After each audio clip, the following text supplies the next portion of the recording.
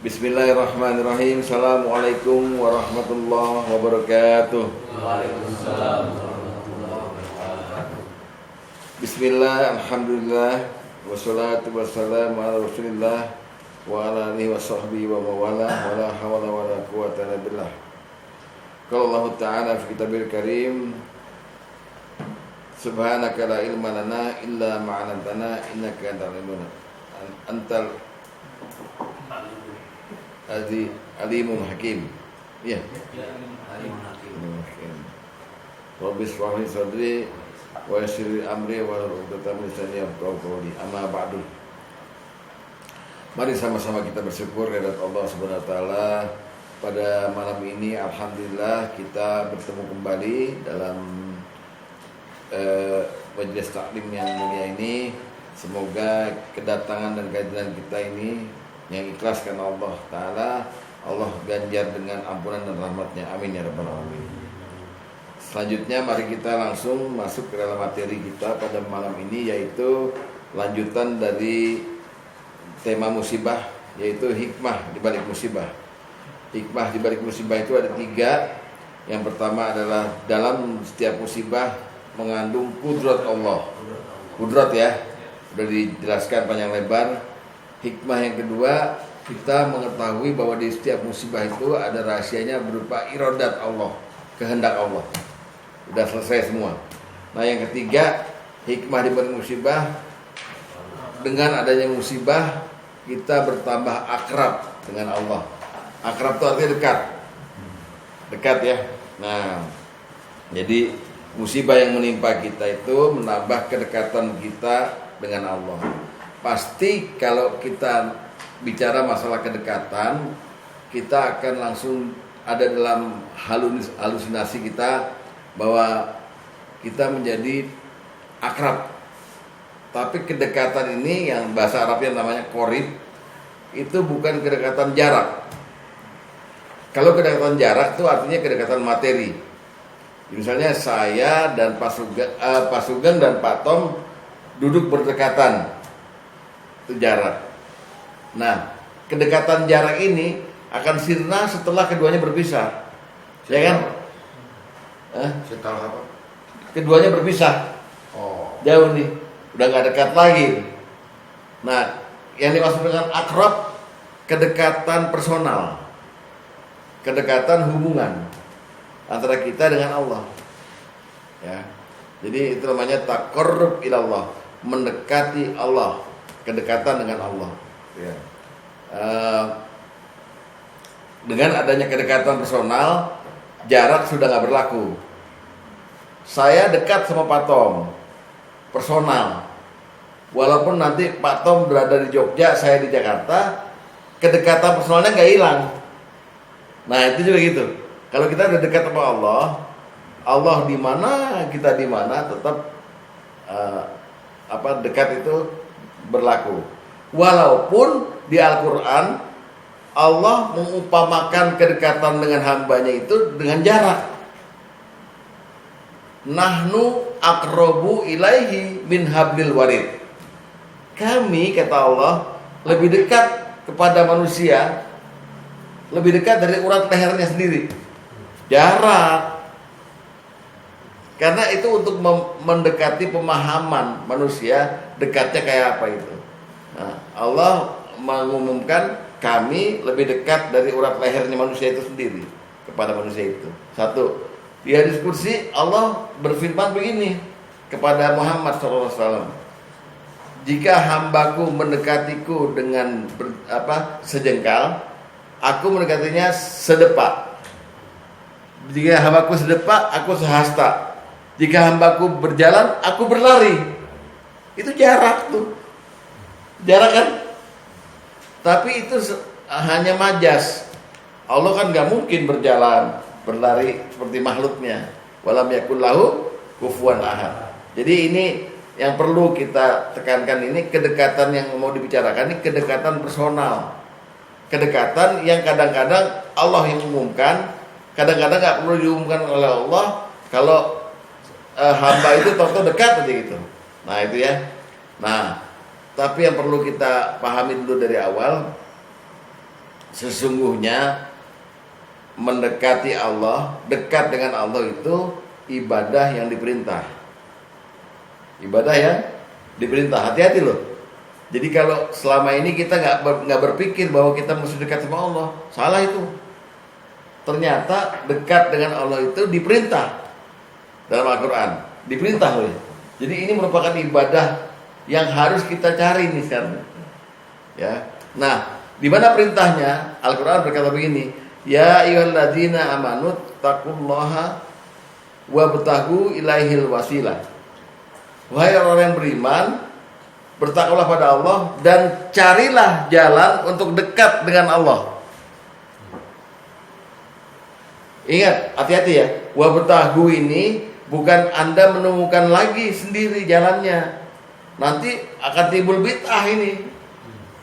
Wabtaghu itu gini, carilah jalan yang udah ditunjuk sama Allah, jalannya ini. Ditunjuk sama Rasulullah, jalannya ini. Dengan kamu mengamalkan ini, kamu dekat. Dalam kajian malam ini, musibah bisa menjadi jalan dekat, bertambah dekat dengan Allah. Itu loh, ya. Nah, di mana perintahnya? Coba buka Al-Maidah ayat 35. Al-Maidah ayat 35. Ini perintah, ini saklek ini dan wajib hukumnya. Jadi ini ibadah baru yang namanya apa? Taqarrub ilallah, mendekat kepada Allah, bukan mendekat jarak tapi mendekat hubungan personal. Ayo, a'udzubillahi minasyaitonirrajim. Patung udah buka? Dah. Ya ayyuhalladzina amanu, wahai orang-orang yang beriman. Ittaqullah, bertakwalah pada Allah. Wabtaghu, dan carilah ilaihi, ke arah dia, ke arah Allah, al-wasilah, cara atau jalan. Cari, kita mesti cari yang mana yang kita cocok sama kita. Kalau kita lakukan, nanti kita dekat hubungannya sama Allah, ya. Nah, ditambah lagi dengan Allah melanjutkan wajahidu fisabilihi, dan sungguh-sungguh nyarinya. Kalau udah ketemu jalannya, sungguh-sungguh laksanakan jalan itu. Jadi nggak dekat sama Allah pakai perjuangan, nggak bisa. Oh, udah nemu nih jalannya, udah nggak dilaksanakan. Wajahidu fisabilihi la'alakum tuflihun, agar kamu beruntung. Siapa yang udah nemu jalan itu dan melaksanakan jalan itu, beruntung. Musibah adalah salah satu jalan dari 10 jalan untuk dekat sama Allah. Jadi ada 10 jalan sebetulnya. Musibah yang terakhir. Kenapa musibah terakhir? Karena gini, barangkali kita jarang melakukan pendekatan pada Allah melalui 1 sampai 9. Maka Allah tegur dengan musibah supaya balik lagi dekat gitu. Atau kita udah dekat, jalan 1, jalan 5, jalan 7, tahu-tahu Allah membuat kita menjadi lebih dekat lagi. Nempel sini gitu. Makanya dikasih musibah. Gitu loh, ya. Paham ya? Nah, sekarang awalnya dulu, setelah diperintah begini, kita tanya kan, untuk apa sih dekat sama Allah? Manfaatnya apa dekat sama Allah? Ada nggak yang bisa kira-kira inilah menjawab dengan ini aja, dengan logika aja. Untuk apa kira-kira dekat sama Allah ini? Ini saya kasih ilustrasi. Saya dekat sama Prabowo. Ada untungnya nggak? Pasti. Hah? Pasti. Soal dunia aja, kita nggak mau soal agama. Apa? Dapat job. Kemudahan ya, pekerjaan, apalagi macem-macem. Apa? Keindahan kita. Pasti senang, udah pasti duluan lah awalnya, bangga ya, seneng. Kalau dalam agama, Rasulullah bilang, dekatlah kamu kepada Allah, karena tidak ada orang yang selamat karena amalnya. Wah, ini. Jadi disuruh dekat sama Allah karena tidak ada orang yang bisa selamat karena amalnya. Jadi kita jangan GR nih, sholat nih, sholat udah nganggap kita khusyuk, tahu-tahu di mata Allah nol sholat kita, dibuang sholat kita. Kan Bapak pernah lihat hadis kan? Ya. Ada orang yang sholat, lalu sama malaikat, sholatnya itu dibungkus di kain hitam, dilempar ke mukanya lagi. Makan tuh sholatmu.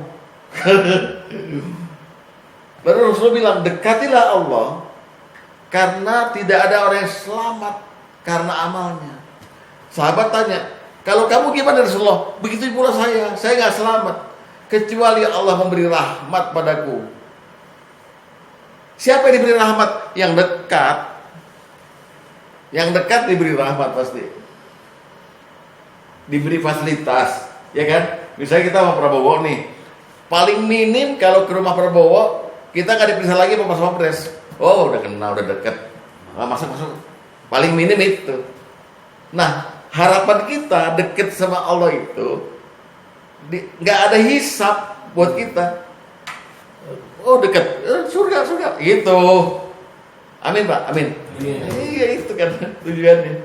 Nah, musibah itu adalah jalan tertinggi untuk dekat dibanding yang lainnya. Jalan tertinggi.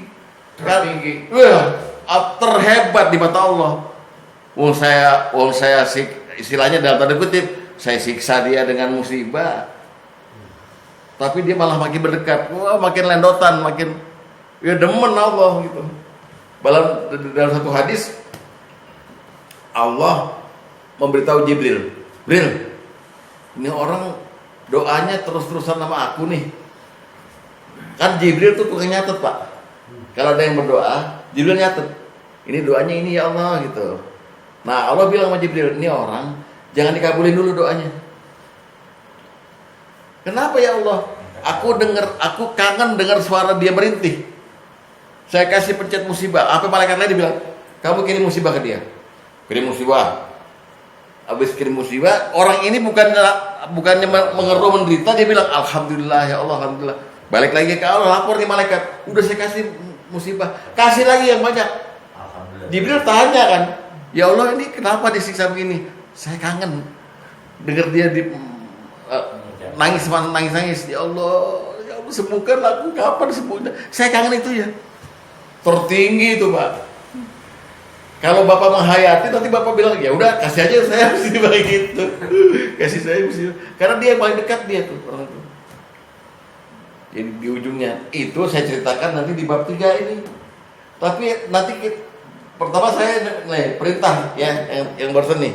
Perintah ini diperintah kita dekat supaya kita selamat. Itu dulu. Nanti baru bab 2-nya kita akan masuk memperkenalkan kepada Bapak dekat dengan Allah melalui 9 jalur amal. Musibah yang ke-10. Ini yang 9 saya sebut nanti. Ini dulu ya, ini kan belum kelar nih. Dek, tak bayain hadis Dek. Bisa juga analoginya. Gimana? Kalau preman itu kita samain dengan setan. Kalau kita dekat sama jagoan, preman mengiru. Nggih. Artinya contoh Umar setan Iya. Iya. Sebenarnya setan bukan takut. Ya. Ngeper. Dalam hadisnya setan milih jalan lain. Iya. Kalau Umar ada di satu jalan, setan milih jalan lain. Ngeper ketemu Umar gitu. Ya, padahal dia ngencingin tetap. Iya. Dia udah takut. Ya, kita lihat hadis nomor 7. Hadis nomor 7.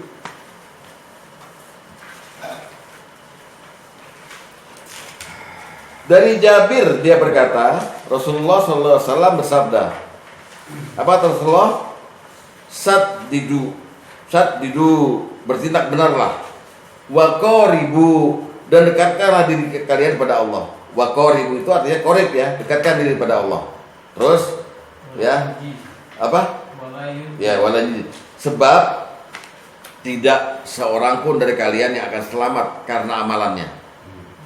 Bapak haji kayak apa kayak enggak, belum tentu selamat ya. Kami bertanya, meskipun engkau wahai Rasulullah? Beliau menjawab, ya, meskipun aku, kecuali Allah berkenan meliputiku dengan rahmatnya. Nah, yang diliputi sama rahmatnya siapa? Orang yang dekat tadi ya. Jadi kita mutlak mesti dekat nih supaya selamat. Kalau enggak ya dihisap, kita ditanya-tanya, kamu sholatmu gimana, amal kamu gimana, sholat pusing. dengan dia dekat sama Allah, malaikat yang lainnya sungkan. Oh ini orang dekat. Orang dekat disebut apa? Al-Muqarrabin. Ya. Selama ini makhluk yang paling dekat disebut Malaikatul Muqarrabin, malaikat yang didekatkan Allah. Ada 4. Jibril, Mikail, Malaikat Maut dan Israfil. Ini doang yang dekat. Nah, kita mau dong. Ya, kita mau jadi orang dekat. Gitu ya. Nah, ciri utama kita dekat sama Allah, langkah pertamanya kita bertekad untuk taat. Taat aja cukup. Taat. Ngikutin perintah, taat. Itu pertama kali awalnya kita mulai bisa dekat sama Allah. Ya, taat. Itu modal utama. Sebaliknya, kalau orang nggak taat, disebut apa? Pak, lawannya taat apa? Oh, lawannya taat. Nah, masih ingat. Sebaliknya orang yang maksiat pasti orang yang jauh dari Allah, gitu aja. Ya. Jadi kunci pertama adalah taat. Lihat hadis nomor 1. Hadis nomor 1, lihat.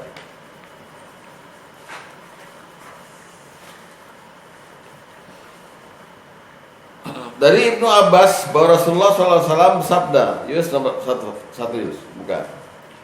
Aku tidak akan meminta upah pada kalian atas penjelasan dan petunjuk yang aku bawa pada kalian. Kata Nabi, terkecuali aku minta upah nih. Aku minta agar kalian mencintai Allah dan mendekatkan diri kepadanya dengan mentaatinya. Wa antaqarrabu ilaihi bit-ta'ati. Oke? Paham ya? Jadi kunci awal kita mau dekat sama Allah adalah taat. Nah. Ya. Berarti perintah untuk taat sudah selesai di nomor 1 ini, yaitu kita diperintah untuk taat dan caranya adalah diperintah untuk dekat. Yang cara pertamanya adalah dengan taat. Yang kedekatan kita itu gunanya agar kita selamat. Itu mutlak selamat tuh. Ya. Bahkan Nabi Ibrahim sendiri padahal udah dekat sama Allah, tapi Nabi Ibrahim berdoanya gimana? Wala tuhzini yauma yub'atsun. Jangan kau hinakan aku di hari kiamat nanti, di hari mereka dipanggil itu. Yauma la yanfa'u malun wala banun. Hari di mana enggak ada berguna lagi materi, harta benda dan anak-anak. Illa man atallaha biqalbin salim. Kecuali orang yang datang dengan hati yang selamat, orang yang taat, orang yang dekat.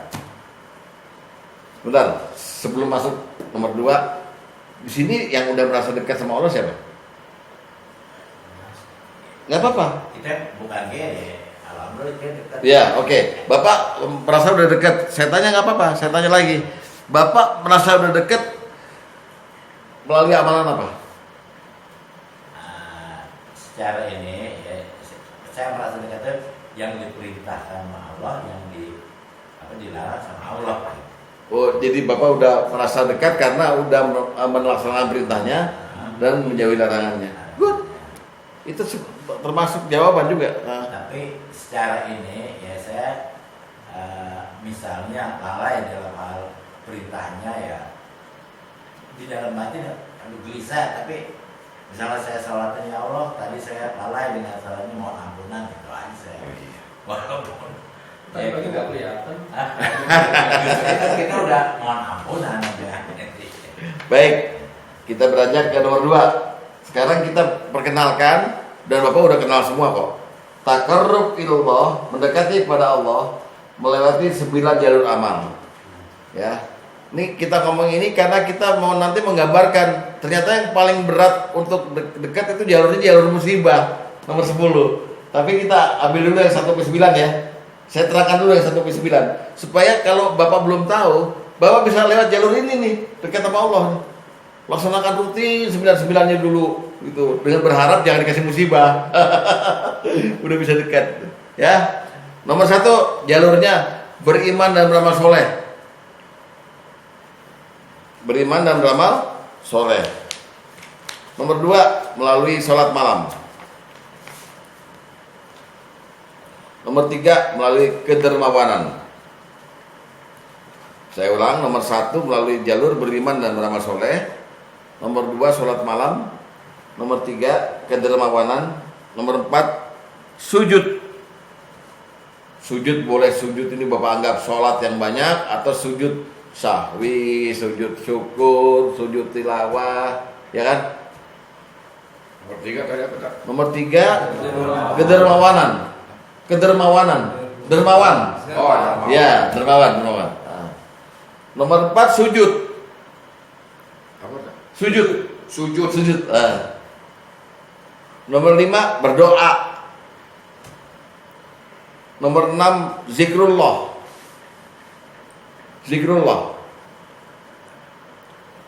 Nomor 7 baca Quran. Nomor 8 kurban. Ini kurban. Berapa? Nomor 4 sujud. Iya. Nomor 5 berdoa.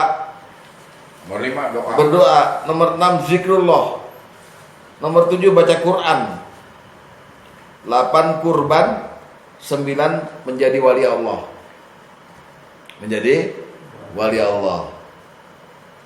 Nomor 6 apa tadi Kak? Nomor 6 zikrullah. Zikir. Zikrullah. 7 baca Quran. Ini semua udah nih Ustaz nih. 8 kurban. Apalagi 8 apa Kak? kurban. 9 menjadi wali Allah. Menjadi wali nikah atau Iya, nggak apa-apa. Wali murid. Nomor 10 musibah. Musibah ntar ya di batunya. Oke, kita mulai dulu. Nomor pertama, beriman dan beramal soleh menyebabkan kita dekat sama Allah. Ingat, beriman dan beramal soleh ini amal batin. Dalam ayatnya Allah membandingkan amal lahir dan amal batin. Kata Allah, amal lahirmu, apa yang kamu miliki berupa harta dan benda, tidak ada gunanya. Tapi yang bisa dekatin nama kamu ke saya adalah amal soleh iman. Coba kita lihat surat Surat Saba surat 34 ayat 37. Surat 34 ayat 37.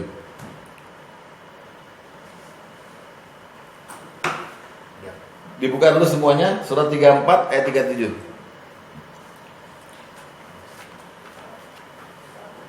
Coba ya, pelan-pelan ya.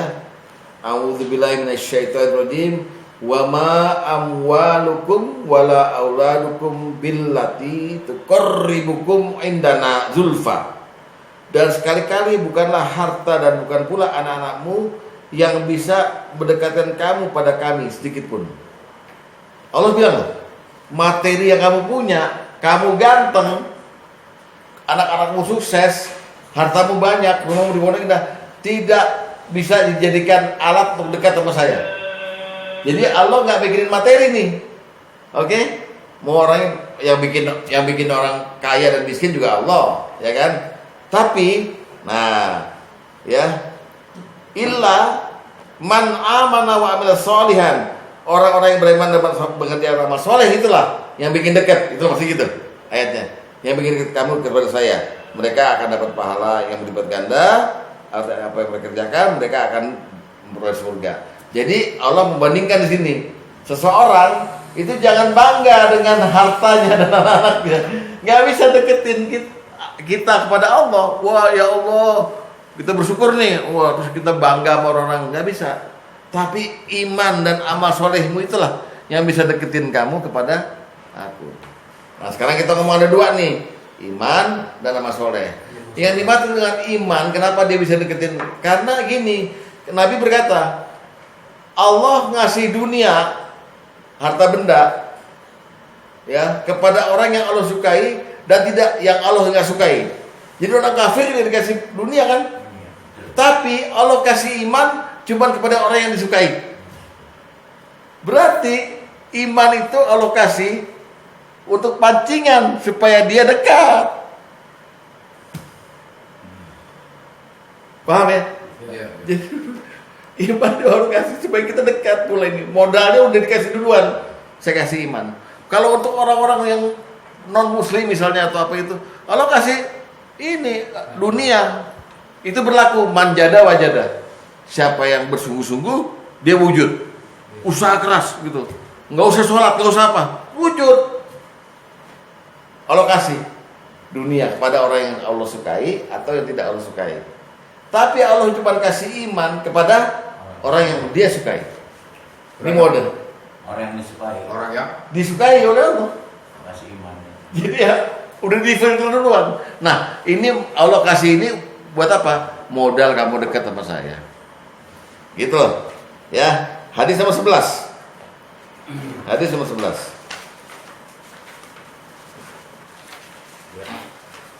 Dah.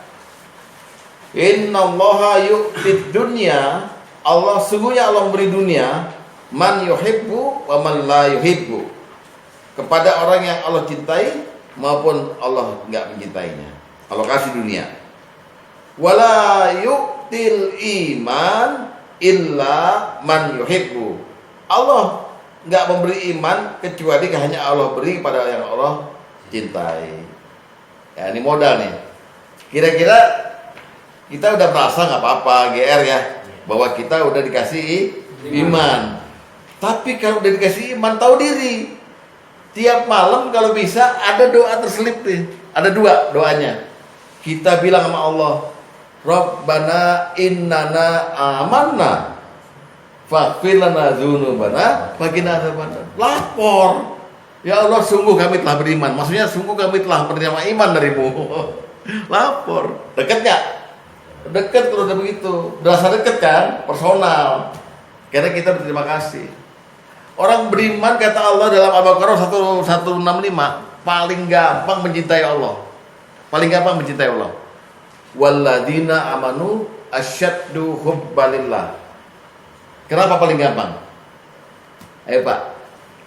Kita belajar memahami hakikat. Kenapa Allah berkata orang beriman itu paling gampang mencintai aku? Walladzina amanu asyaddu hubbalillah. Bukan. Kenapa orang beriman tuh kata Allah dalam Al-Baqarah 165, walladzina amanu asyaddu hubbalillah. Orang beriman tuh paling gampang, paling kuat mencintai aku kata Allah. Karena orang beriman tahu dan kepengen sadar gini. Bapak ke Surabaya merantau, tinggal di rumah orang kaya. Orang kaya bilang begini, nih kamu pakai rumah saya, kamu rawat ya rumah saya ini. Saya mau pergi, saya nggak di situ. Kamu pakai itu semua yang di kulkas itu tiap bulan saya suplai kamu makanan. Kira-kira bapak terus sama orang itu gimana? Cinta apa benci apa ini? Cinta. Allah kasih kita bumi, kasih kita udara, air, rezeki gitu. Kira-kira kita gampang gak cinta sama Allah? Gampang. Makanya Allah bilang walladzina amanu asyaddu hubbalillah. Allah kasih kita iman, ya kita berterima kasih. Ya Allah, luar biasa gitu. Ya. Patut jangan berlebihan. Ya. Jadi nomor pertama jalurnya untuk dekat beriman dan beramal soleh. Iman sudah saya ceritakan. Sekarang yang namanya amal soleh apa? Amal soleh itu ada dua makna. Pertama, amal soleh adalah kita mengerjakan yang fardu dan yang sunnah secara sergap. Apa sergap tuh? Apa ya? Rajin. Ya, rajin. Ya, jadi mengerjakan ibadah fardu dan sunnah dengan baik. Ya, jadi berasa kurang aja. Mau beribadah terus tuh. Hadis nomor 2. Hadis nomor 2. ya. Dari Abu Hurairah radhiyallahu anhu dia berkata, Rasulullah SAW bersabda, sungguhnya Allah azza wa jalla berfirman, "Wa ma taqarraba 'abdi bi syai'in", tidaklah hambaku mendekatkan diri kepadaku dengan sesuatu yang lebih aku cintai daripada hal yang aku wajibkan padanya. Ini wajib ya, sholat, zakat, segala macam. Terus wa ma yazalu 'abdi taqarrabu ilayya, dan hambaku tidak henti-hentinya mendekatkan diri padaku bin nawafil dengan ibadah sunnah hatta uhibbah, sampai aku mencintainya. Nah, jadi orang yang beramal soleh itu artinya mengerjakan yang fardu dan mengerjakan yang sunnah sampai-sampai Allah mencintai dia. Ya. Kalau cinta dekat nggak Pak? Dekat. Terus makna yang kedua, amal soleh itu artinya mengerjakan kebaikan. Mengerjakan kebaikan. Baik kebaikan itu kebaikan pada Allah ataupun kebaikan pada manusia lainnya atau pada alam ini. Pokoknya ketika kita mengerjakan perkara kebaikan, maka sudah termasuk dekat dengan Allah. Ya. Contoh, gampang aja deh. Dalam satu hadis, kalau kita lagi jalan di tengah jalan, nemuin paku atau duri, kita singkirin gitu. Lalu Allah bilang apa? Terima kasih hambaku. Allah bersyukur dan Allah mengampuni dosa kita kan. Gitu. Itu perkara kebaikan yang bisa mendekatkan diri kita pada Allah. Nah, Rasulullah menyimpulkan di sini semua perkara kebaikan kalau kita laksanakan namanya kita lagi mendekatkan diri pada Allah. Taqarrabu ilallah. Ini diselipkan Rasulullah di sebuah hadis waktu khutbah Ramadan. Khutbah Ramadan. Ya kita lihat. Hadis nomor 9. Ya. Dari Salman, dia berkata Rasulullah pernah berkhutbah pada hari terakhir bulan Sya'ban. Dia bersabda, "Wahai manusia, sungguh kalian akan dinaungi oleh bulan yang agung lagi berkah. Bulan dalamnya ada satu malam lebih baik dari 1000 bulan." Ya, Ramadan ini bulan yang telah dijadikan wajib berpuasa dalamnya dan memberikan malam sangat dianjurkan. Nah, ini baru man taqarraba fihi bi khaslati minal khair. Barang siapa yang mendekatkan diri pada Allah dengan perkara-perkara kebaikan. Apa aja? Apa aja? Itu artinya Bapak udah melangkah taqarrub ilallah. Alhamdulillah. Ya, jadi saya ulangi, nomor 1, jalur mendekatkan diri pada Allah melalui beriman dan beramal soleh. Beriman itu kita sadar bahwa Allah yang kasih iman, lalu kita jalankan iman itu dengan baik. Iman pada Allah, pada malaikat, pada kita, pada nabi, pada takdir, hari kiamat dan sebagainya. Dilanjutkan dengan beramal soleh, ngerjain yang fardu dan yang sunnah dan semua perkara kebaikan. Aman, pasti dekat sama Allah, pasti dekat. Ya. Yang kedua, sholat malam.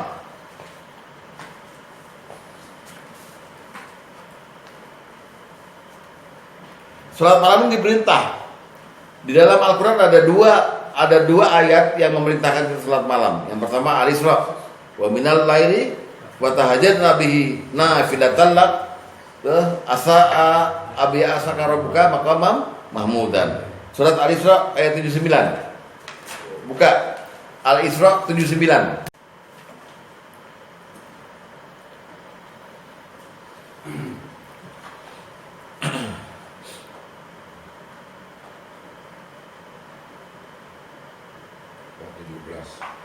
Ya, ayat 79 ya. Mari, auzubillahi minasyaitonir rajim. Wa minal laili, dan di sebagian malam itu, ini kalau diartikan istilah letterlek, wa minal lail, dan dari malam itu gitu ya. Dari malam hari maksudnya sebagian ya. Fatahajjad bihi nafilatan lak. Salat tahajudlah kamu sebagai tambahan bagimu. Lihat ya. Terus asa ayat asaka rabbuka maqama mahmudan, mudah-mudahan Tuhanmu mengangkat kamu ke tempat yang terpuji. Asa sama dengan la'alla, artinya pasti. Kalau kamu udah ikuti salat malam, pasti kamu saya angkat ke kedudukan terpuji. Pak, ini hakikat ya, hakikat nih. Ini kan salat malam dijadiin jalur dekat sama Allah, ya kan? Saya tanya Bapak sekarang, ini sebenarnya Allah ini kan, maaf ya Allah ampuni aku kalau aku salah. Ini Allah ngomongnya begini nih mestinya. Hei, ayo mendekat, malam hari bangun. Sekarang kita udah digituin, tapi kita sama sekali nggak pernah tahajud. Gimana? Dekat apa jauh? Jauh. Gampang aja, logisnya begitu. Ini Allah sendiri, mestinya kita sadar kan. Ini Allah sediain waktunya, ayo kamu beraudiensi sama saya malam hari. semoga kalau kamu hadir, ya, kita ketemuan nih malam-malam, kamu hadir, saya angkat kamu menjadi orang yang terpuji, dekat. Mantap nggak? Mantap ya? Nah, gitu. Hikmat apa yang masih kurang? Udah open banget. Open kan? Open banget ya. Open banget. Makanya Nabi keras dalam tahajud. Lihat, hadis nomor 3.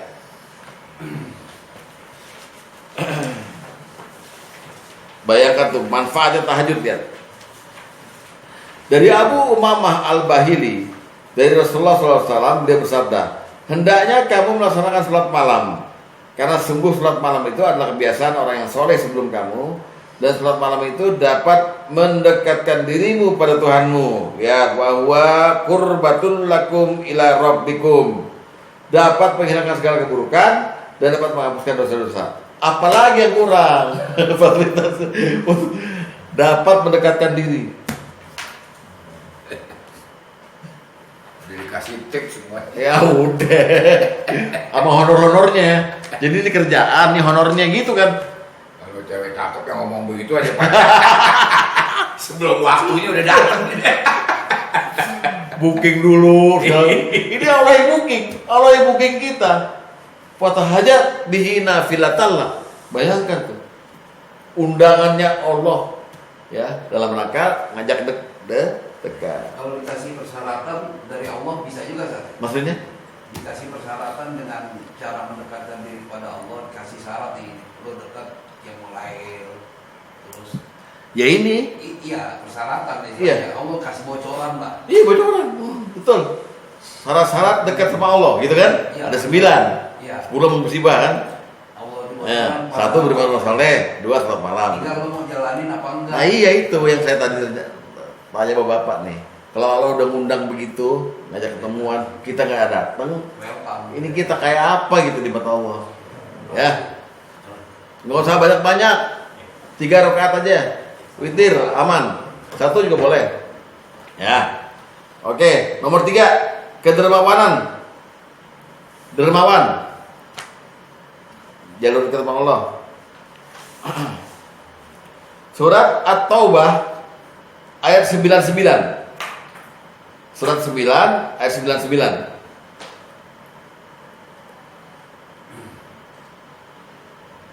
Bapak kalau bawa stabilo, nanti di Qur'annya di ayatnya yang menekankan dekat terus di stabilo.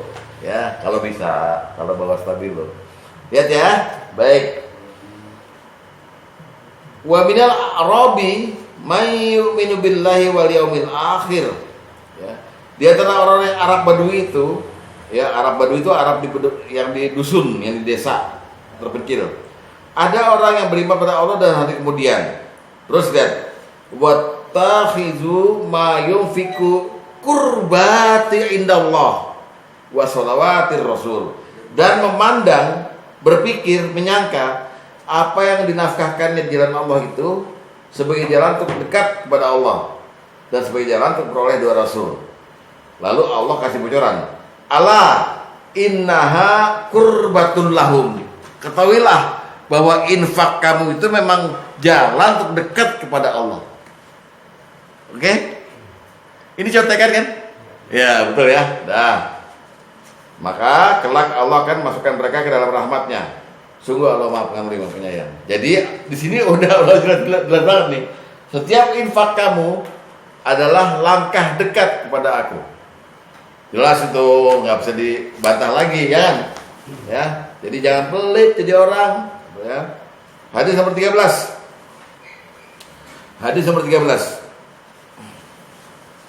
13. As-sahiyyu, orang dermawan, qaribum minallah, dekat dengan Allah. Oh, apalagi tuh. Qaribum minan nas, dekat dengan manusia. Qaribum minal jannah, dekat dengan surga. Ba'idum minan nar, jauh dari neraka. Sebaliknya, wal bakhilu, orang yang pelit, ba'idum minallah, jauh dari Allah. Ba'idum minan nas, jauh dari manusia. Ba'idum minal jannah, jauh dari surga. Qaribum minan nar, dekat dengan neraka. Ini udah pernyataan paling jelas, nggak perlu ditafsir lagi gitu. Allah melalui Quran atau 99, Nabi melalui hadis dari Tirmizi itu.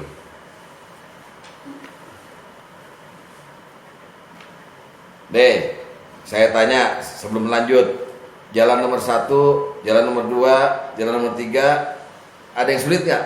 Enggak. Nggak sulit ya? Enggak. Nggak sulit dong. Beriman berapa soleh, tahajud sama infak. Wah, kecil. Ya. Kalau bilang ini yang nomor 3 agak sulit. Ya. Kalau kita mengambil ilmu hakikat, Ali Imran 135. Alladzina yunfikuna fi syarra wa dharra. Lagi bokeh tetap infak, lagi lapang apalagi gitu kan? Udah, jadi nggak sulit. Jadi infak sama derma itu sama gitu. Sama. Nanti saya jelaskan lagi, infak ada sedekah, ada zakat, ada apa apa. Ada orang infak yang mengharapkan balasan. Nggak apa-apa. Nggak apa-apa. Nggak apa-apa. Infak cepat, oh cepat. Bila ada maksud cepetnya gak mau. Enggak, tapi kan kita kalau udah dikasih tahu begini nih melalui Quran dan hadis bahwa langkah-langkah dekat tuh banyak, kita lebih secure jadinya. Wah, dekat gitu loh. Makin menambah kepercayaan diri kita di hadapan Allah bahwa kita dekat, orang-orang dekat gitu. Ya, nggak ragu lagi. Ustaz, kalau bicara dermawan ini, Ya, itu lebih banyak kepada yang sunnah atau wajib? kalau ini ya sunnah. Sunnah. Sunnah. Ya, Kalau yang wajib lain lagi. ya, makanya saya tanya. Lain lagi. Kalau yang wajib memang kita dipaksa. Ya. Kalau ini kan menggugah kita. Lo mau dekat sama gue? Ya udah yang dari saya balikin lagi ke saya, gitu aja sebetulnya Allah. Ya, gitu.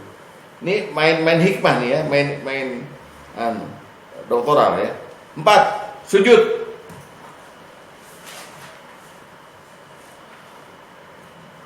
Perintah bersujud yang jelas-jelas disuruh sujud cuma ada 2. Yang pertama, fasjudu lillahi wa'budu. Yang kedua, wasjud waqtarib. Yang pertama, yang di An-Najm ayat terakhir, fasjudu lillahi wa'budu. Maka sujudlah pada Allah dan sembahlah Dia. Sujud. Ya kan? Yang kedua di surat apa tuh? Surat 96. Iqra ya? Ya, Iqra yang ayat terakhir kan? Wasjud waqtarib. Wasjud waqtarib artinya maka sujudlah kamu waqtarib dan dekatkanlah dirimu. Wasjud waqtarib. 2 perintah itu di Quran. Ayat berapa tuh, Pak? Coba lihat surat 96 ayat 19. Surat 96 ayat 19. 96. Iya. Ayat 19 bagian terakhir.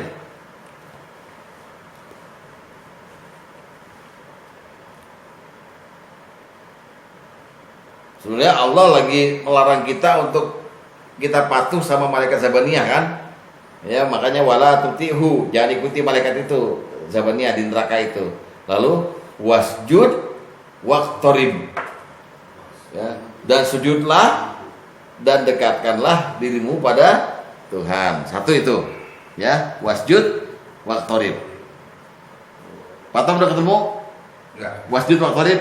Ya. Ya, itu pegang tuh. Wasjud waqtarib artinya dan dan sujudlah dan dekatkanlah dirimu pada Tuhanmu. 1. Yang kedua di surat An-Najm. Patom? An-Najm ayat terakhir. Fasjudu lillahi wa'budu.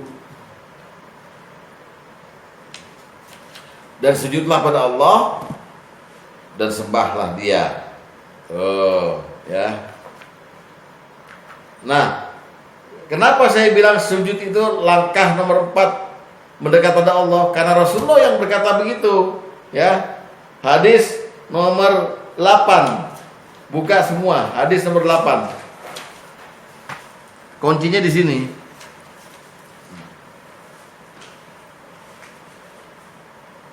Dari Abu Hurairah bahwa Rasulullah SAW bersabda, ya, aqrabu ma yakunul abdu min rabbih wa huwa sajidun.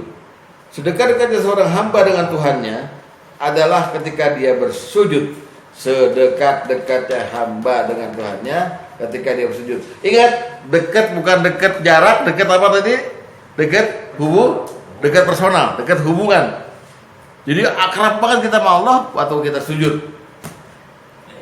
Saya tanya nih, ya Pak Sugeng boleh jawab.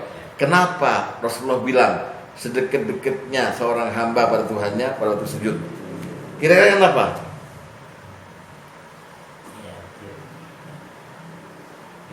Ini Pak, ini kalau bukan lagi sholat nih, ini nggak boleh megang nih. Ini kehormatan kita nih, betul Pak? Iya.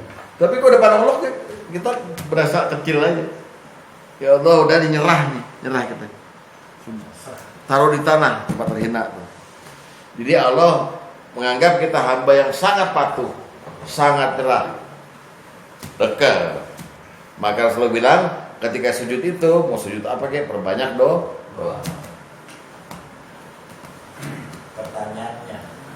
Pertanyaannya, nanti saya tahu. iya. Kan sujud mesti ini. Nah, Iya. kalau tidak bisa bersujud itu kan tidak. Itu diizinkan, oleh Nabi diizinkan kalau kamu sholat nggak bisa dengan biasa, harus duduk, Itu terpakai kita walaupun tidak masih disebut sujud. Itu bukan gua aja, Ya. bukan gua juga.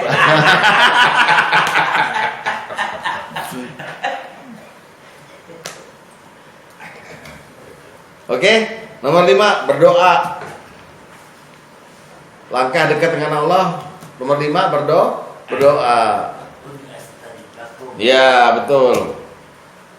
Jadi Allah pernah ngasih rahasia ini ketika membicarakan masalah puasa. Wa idza sa'alaka ibadi anni fa inni qarib. Muhammad, kalau ada hambaku yang tanya padamu mengenai aku, fa inni qarib, maka aku dekat. Sekarang kebalik. Tadi nomor 1, 2, 3, 4 tidak ada Allah menyatakan dirinya dekat dengan hamba. Allah selalu bilang kalau kamu melakukan gini maka kamu dekat. Sekarang aku dekat. Dekatnya Allah yang dibilang sama Allah sendiri, difirmankan Allah, dekatnya Allah dengan hambanya gini qarib. Kalau apa? Uji budak watad dai idza da'an. Aku menjawab semua doa kepadaku, dekatnya itu ya. Kalau mereka berdoa. Kalau mereka nggak berdoa, nggak dekat. Izadaan. Jadi berdoa adalah langkah untuk mendekat pada Allah. Maka Allah bilang, kamu berdoa, aku dekat.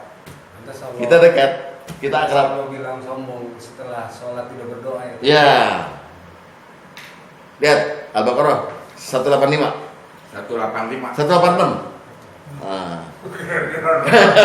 Udah ganti. Kira nanti 186. Lihat ya. A'udzubillahi minasyaitonir rajim. Wa idza sa'alaka ibadi anni fa inni qarib. Dan apabila hambaku bertanya padamu Muhammad tentang aku, maka jawablah bahwasanya aku dekat. Uji budak watad da'i dadaan. Aku dekat kalau aku lagi berproses menjawab permohonan hambaku kalau dia berdoa. Dia mohon padaku. Nah, syaratnya baru disebut wal yastajibu li wal yu'minu bi la'allahum yasudun. Hendaknya mereka kalau mau dikabulkan, mereka juga mengabulkan perintah aku. Ya. Nah, ini sama dengan tadi Rasul bilang apa? Taat. Dan wal yu'minu bi, dan mereka beriman padaku. Beriman beramal soleh tadi. Gitu ya. Paham ya? Ya, ya. Nah, Allah kemudian menggambarkan kedekatan itu dengan memanggil khusus. Kata Nabi, Allah turun setiap malam ke langit dunia di sepertiga malam terakhir. Lalu berkata, mana orang yang berdoa padaku? Pasti aku ijabah. Mana yang minta ampun padaku? Pasti aku ampuni. Jadi Allah menyediakan lagi tadi. Ayo kita ketemuan menjelang subuh. Berapa banyak kita yang begitu zikir menjelang subuh. Paling Pak Tom. Ya, Pak. Iya bro. Kalau disuruh, kalau menjelang komat kan Dia lagi pernah Kalau begini Pak. Oh iya. Makanya dia kata, Ya. Tuh lihat di hadis nomor 10.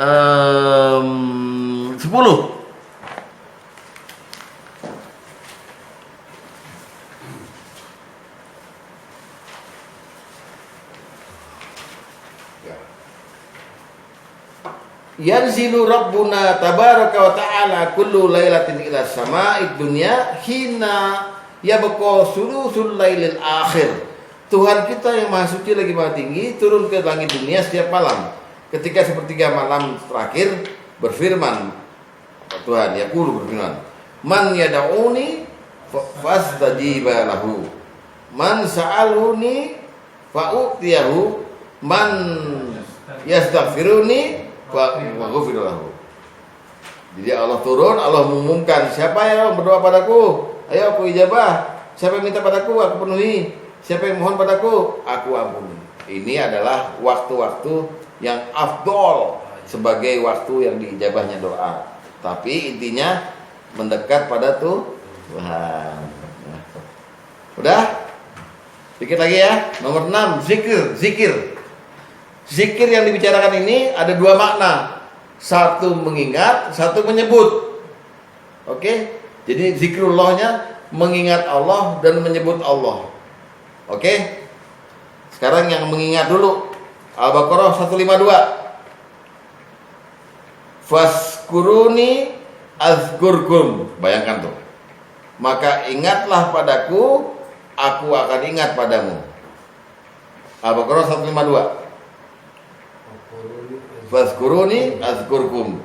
Maka ingatlah padaku, aku akan ingat padamu. Ini sejalan dengan satu hadis qudsi yang Allah berkata begini, Ana jalisu man zakaroni. Aku duduk mendampingi orang yang mengingat aku. Jadi kita ingat Allah nih. Dengan kecepatan luar biasa Allah mengambil majas. Beliau langsung ingat juga Bapak kita dengan cara duduk di samping kita. Itu Allah tuh. Kok Allah mau ngomong begitu? Ana jalisu man zakaroni. Kalau di Qur'annya faskuruni azkurkum. Jadi kalau kamu ingat, sekali ingat sama aku ingat padamu. Makanya beruntung Bapak yang ngomongnya begini. Astagfirullah, Masya Allah. Kan tuh lagi ingat Allah tuh. Ya Allah langsung ingat sama Bapak. Gitu aja. Kira-kira yang begitu tuh dekat apa enggak? Dekat banget. Bangetan ya. Lihat lagi itu yang tadi yang mengingat. Sekarang yang menyebut. Surat Al-Insan ayat 25. Surat 76 ayat 25.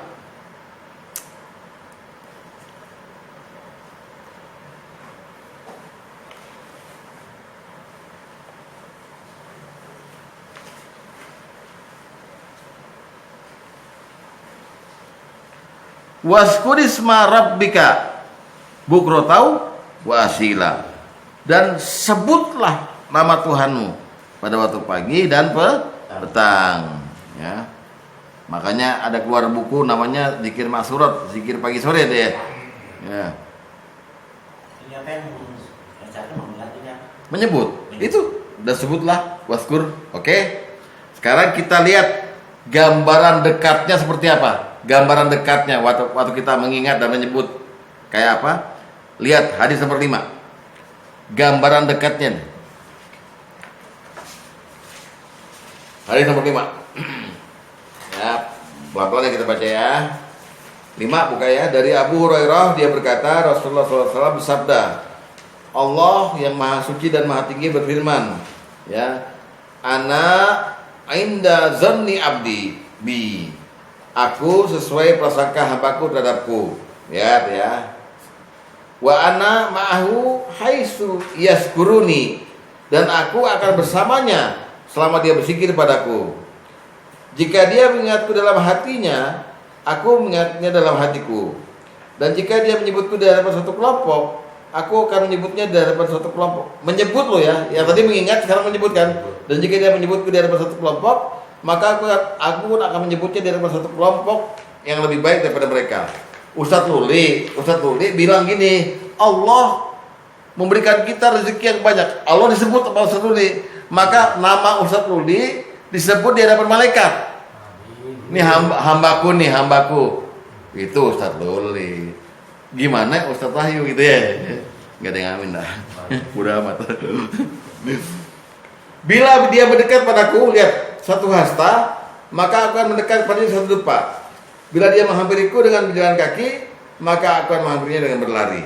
Ini majas Pak ya, jangan dipermasalahkan nih. Allah kok berlari? Jangan. Yang ngomong Allah sendiri soalnya. Ya, Rasul. Ya. Gitu ya. Jadi ini jalur nomor 6 adalah dengan zikir. Banyak mengingat, banyak menyebut, pasti dekat. Ya. Pasti dekat.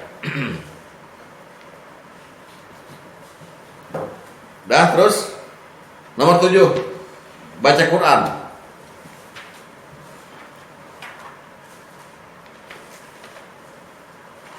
Menurut Al-Quran, Allah berfirman, orang yang sering baca Quran laksana pedagang yang pengen cari untung. Allah yang ngabarin begitu. Jadi sering-seringlah orang yang sering baca Quran laksana pedagang yang pengen cari untung. Mencari untung. Pedagang yang cari untung. Ya pedagang gak ada yang cari rugi, cari untung. Tapi itulah, itu bentuk pujian Allah kepada orang yang sering baca Quran. Ya bentuk pujian Allah. Nggak apa-apa cari pahala, nggak apa-apa. Emang gitu. Ya lihat surat 35 ayat 29. Lihat surat 35 ayat 29. Paling depan disebut innal ladzina yatluna kitaballah. Sungguh orang-orang yang selalu membaca kitab Allah. Saya ulangi ya. Innal ladzina yatluna kitaballah. Sungguhnya orang-orang yang selalu baca kitab Allah dan mendirikan salat dan menafkahkan sebagian dari rezeki yang kami berikan pada mereka dengan diam-diam dan terang-terangan. Lihat, yarjuna tijaratan lan tabur. Mereka itu mengharapkan perniagaan yang tidak akan merugi.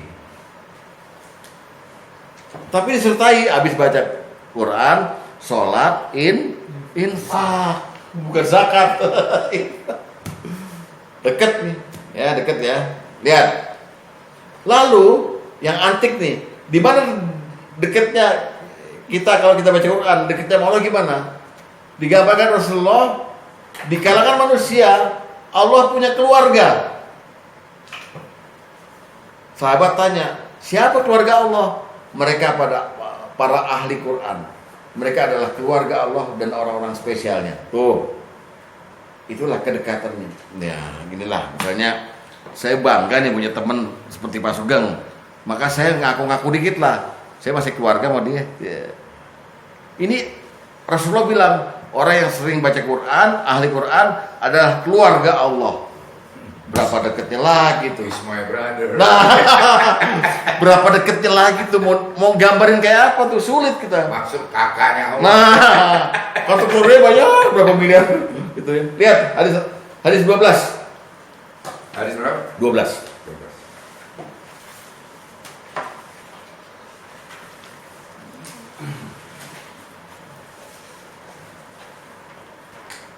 Kata Nabi, inna lillahi ahlina minan nas. Sungguh Allah punya keluarga dari kalangan manusia. Qalu, bertanya sahabat, man hum ya Rasulullah? Siapa mereka ya Rasulullah? Qal, beliau menjawab, ahlul Quran. Mereka para ahli Quran, ya. Terus hum ahlullahi wa khassatuh. Mereka keluarga Allah dan hamba pilihannya, hamba khusus. Kira-kira deket nggak? Nah, udah Pak Tis, terusin habis subuh deh. Apa aja baca aja.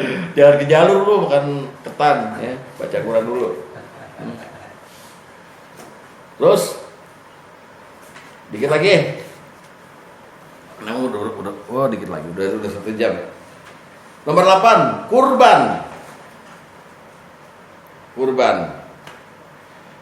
Nah, kalau ini udah jelas-jelas deketnya, kenapa? Karena kurban itu berasal dari kata-kata koroba, yakroba, kurbanan. Artinya apa? dekat.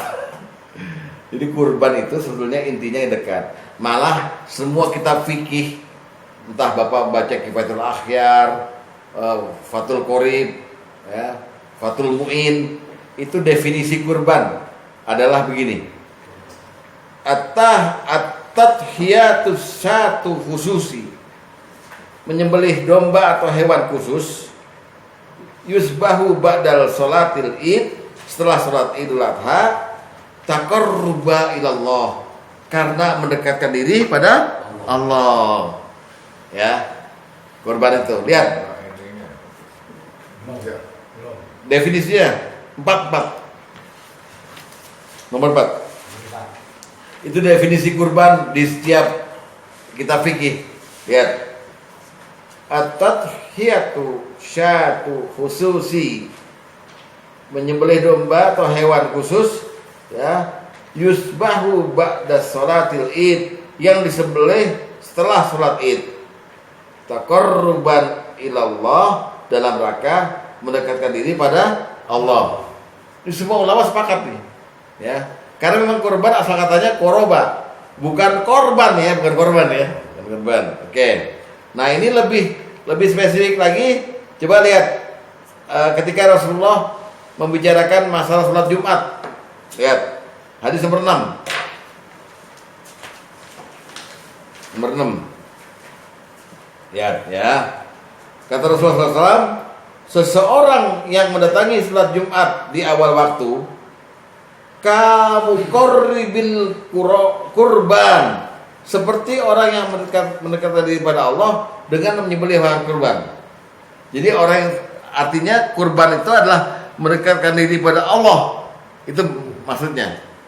Mereka kalau di saf depan kurban unta, di saf kedua kurban sapi, terus kurban kambing, ayam, telur dan sebagainya. Tapi intinya Rasulullah berkata, taqarruban kurbanan, mendekatkan diri pada Allah dengan kurban. Ada ayam. Ada ayam, telur juga ada. Dulu ayam nggak terima. Tapi yang disyariatkan Ya, mulai ya. dari domba, gitu aja.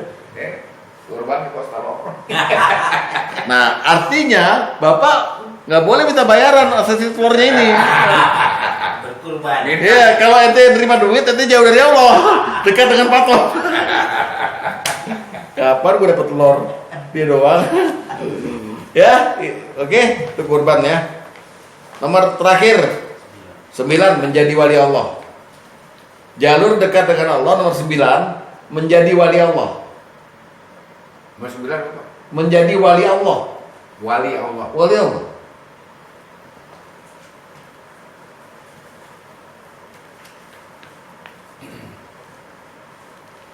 Yuk kita lihat dulu.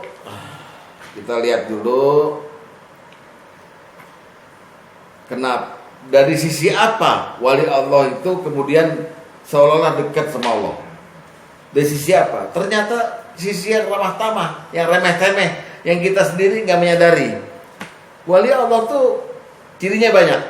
Di antaranya dia tidak meninggalkan ibadah semuanya, baik fardu maupun wajib.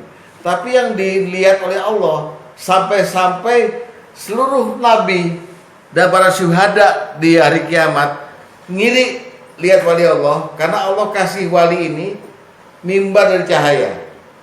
Gara-gara apa?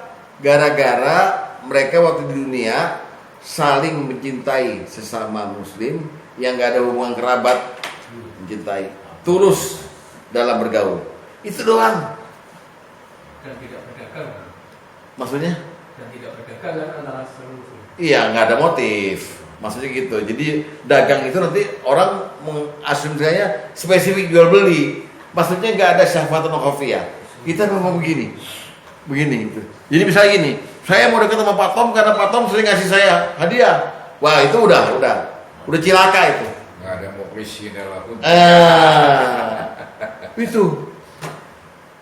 Gara-gara itu doang, ya. Kita lihat dulu mengenai wali ini, surat Yunus 62 sampai 64. Surat Yunus 62 sampai 64. Bagaimana Allah gambarkan wali Allah? Surat 10 62, 63, 64 ya. Baik, kita lihat. Ala inna awliya Allahi la khaufun alaihim wa la hum yahzanun. Ingatlah sungguhnya wali-wali Allah itu tidak ada khawatir mereka dan tidak pula mereka bersedih hati. Di mana? Gitu ya. Menurut tafsir di dua tempat nantinya. Mereka nggak khawatir, nggak sedih hati. Pertama pada waktu dicabut nyawanya, kedua pada waktu mereka di pintu surga. Ya, terus wali ini disebut alladzina amanu wa kanu yattaqun, yaitu mereka orang yang beriman dan mereka bertakwa. Lihat, lahum untuk mereka al-busra fil hayatid dunya wa fil akhirah. Berita gembira dalam kehidupan dunia dan akhirat. Di dunia mereka nggak kelihatan kalau mereka wali, tapi mereka nggak punya gantungan apa-apa kecuali sama Allah. Apalagi di akhirat ya. La tabdila li kalimatillah. Udah gak ada perubahan lagi bagi bagi kalimat Allah, janji Allah. Ya, wahumul zalika huwal fawzul azim. Yang demikian mereka dapat kemenangan yang besar. Lihat bagaimana mereka dapat fawzul azim, kegembiraan baik di dunia kemudian di dunia tadi adalah mereka dicabut nyawanya dengan indah, husnul khotimah. Di akhirat gimana? Lihat hadis 14. Hadis terakhir. Ini agak panjang.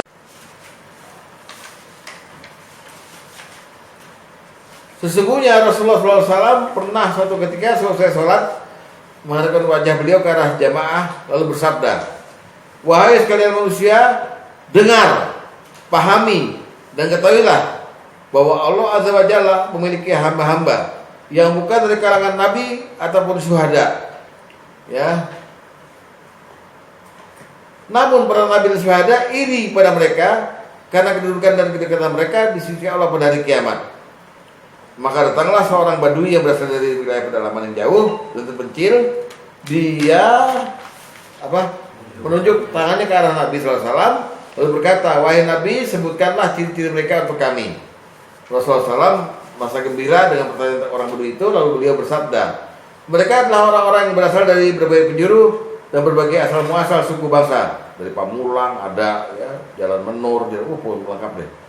Mereka tidak dihubungkan oleh hubungan kerabatan yang dekat, namun mereka saling mencintai karena Allah dan saling tulus dalam pergaulan mereka. Allah menempatkan mereka di atas mimbar-mimbar dari cahaya pada hari kiamat. Allah menjadikan wajah-wajah mereka bercahaya dan pakaian mereka dari cahaya. Orang-orang ketakutan pada hari kiamat sementara mereka tidak ketakutan. Mereka adalah wali-wali Allah yang tidak takut dan tidak pula bersedih hati. Gitu. Jadi kita kalau bersahabat sama orang jangan lihat duitnya, jangan lihat apanya, jangan lihat tampangnya, tapi mencintailah karena Allah. Saling mencintai karena Allah. Jangan minta balasan. Jangan. Gitu. Yang tulus. Contohnya udah ada. Hah? Dulu sama sekarang jemput saya kalau perlu. Iya. Kalau bicara sahabat, bicara yang begitu, ya saya udah akuin semua sahabat itu bantu saya. Kalau lagi saya stroke begini semuanya. Sampai skandal. Gak boleh disiram pasir lagi. Jadi yang sesama akidah aja ya, wali Allah. Ya, karena begini. Bukan, jadi istilahnya bukan Abu Nanas. Kalau Abu kan seluruh manusia. Seluruh. Ini yang sesama muslim. Ya, Sesama muslim. Ya, Ikhwanul Muslimin namanya. Gitu. Ya, jadi ini ada 9 langkah orang untuk bisa dekat sama Allah. Syukur-syukur 9-9-nya bisa dilakukan. Amin. Jangan cuma milih 1-2 enggak, 9-9-nya. Sekarang kita ke nomor 10. Ya. Musibah kan? Musibah nih masalahnya. Ya. Gimana bisa dekat ya Allah? Insya Allah minggu depan kita jelaskan. Demikian. Wassalamualaikum warahmatullahi wabarakatuh. Waalaikumsalam.